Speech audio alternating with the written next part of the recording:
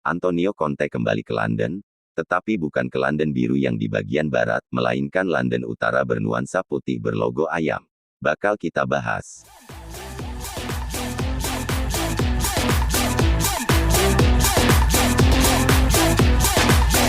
What the hell is going on down there?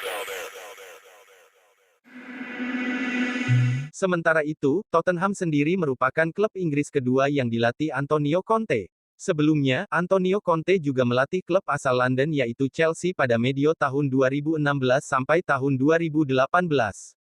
Dua musim bersama Chelsea, Conte sukses mempersembahkan gelar Liga Inggris dan Piala FA untuk The Blues. Tottenham Hotspur memiliki fasilitas tercanggih dan salah satu stadion terbaik di dunia. Saya tidak sabar untuk mulai bekerja demi menyampaikan kepada tim dan para penggemar gairah, mentalitas, dan tekad yang selalu membedakan saya sebagai pemain dan sebagai pelatih. Antonio Conte sebetulnya sudah didekati Spurs ketika tengah mencari pelatih baru pada awal musim tahun 2021 sampai tahun 2022.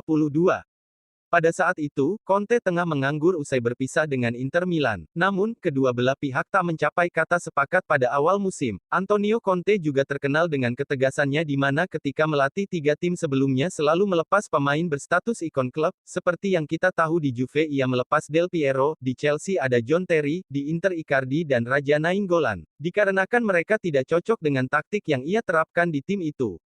Conte mau semua pemain harus ikut adaptasi dengan taktik formasi 3-5-2 atau 3-4-3.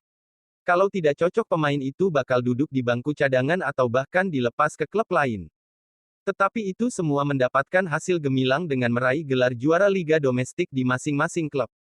Itulah bukti tangan dingin Conte. Sekarang apakah tangan dingin Conte mampu membuat lemari trofi Spurs terisi? Kita lihat skuad Spurs ala Conte prediksi pengamat dengan formasi 3-4-3, yang menurut pengamat cocok dengan skuad Spurs saat ini dengan bermain intensitas ala Conte, pertahanan rapat, wingback cepat, striker gesit tajam, lini tengah pekerja keras.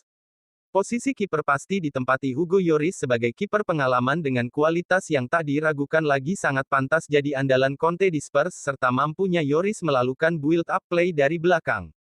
Dalam skema 3 back, Antonio Conte jelas bakal mengutamakan para pemain berpengalaman seperti Christian Romero, Davinson Sanchez, dan Eric Dier. Pelatih yang kini berusia 52 tahun akan andalkan Sergio Reguilon yang lebih cenderung beroperasi sebagai wingback, agaknya juga akan cocok dengan posisi ini. Begitu pula Emerson Royal yang bermain apik di sisi kanan saat masih di Real Betis. Lalu, Pierre-Emile Hojbjerg atau Oliver Skip bisa jadi opsi Conte untuk gelandang bertahan. Hanya saja tugas ini terbilang cukup berat untuk dilakukan. Pasalnya mereka adalah pemain yang tidak hanya bertugas memutus serangan lawan dan counter-attack.